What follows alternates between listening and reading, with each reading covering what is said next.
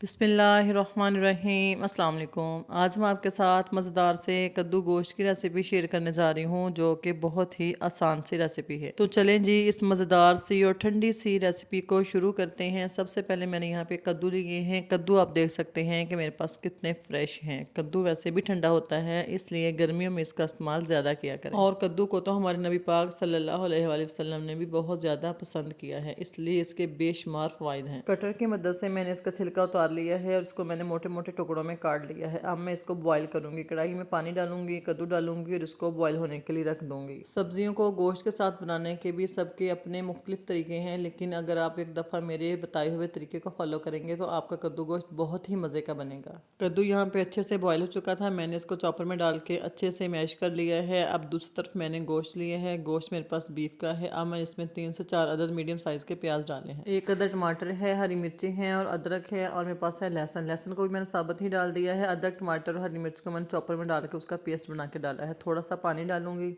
1 चम्मच मैंने इसमें नमक ऐड किया है। 2 चम्मच मैंने इसमें सुर्ख मिर्च का पाउडर ऐड किया है। आधा चम्मच मैंने इसमें हल्दी का ऐड किया है। नमक मिर्च आप लोग अपने हिसाब से कम या ज़्यादा डाल सकते हैं। बस यही बेसिक से मसाले इसमें जाएंगे। कवर लगाएंगे और गोश्त को गलने के लिए रख देंगे। गोश्त मेरे पास बिल्कुल फ्रेश था, इसलिए बहुत ही जल्दी गल गया था। अब इसमें जो एक्स्ट्रा वाटर है उसको मैं अच्छे से ड्राई कर लूँगी और इसके अच्छे से बुनाई करूँगी। इसका पानी खुश करते वक्त आँच का बहुत ज़्यादा ध्यान रखना है। बहुत ज़्यादा तेज़ आँच नहीं करनी, वरना ऐसा भी हो सकता है कि गोश्त जल जाए, इसलिए मीडियम आँच पे ही हमने इसके पानी को ड्राई करना है। अब मैं इसमें डालूंगी ऑयल और इसकी अच्छे से बुनाई करूंगी। इस स्टेज पे आप देख सकते हैं कि बीफ हमारा कितना अच्छे से गल चुका है और कितनी अच्छी से इसकी ग्रेवी बनी है। अब मैं इसमें 1 चम्मच डालूंगी साबुत ज़ीरे का और साबुत ज़ीरा डालने के बाद मैं इसकी 1 से 2 मिनट तक बुनाई करूंगी। अब मैं इसमें मैश किया हुआ कद्दू डाल दूंगी और उसको गोश्त के साथ अच्छे से मिक्स करूंगी।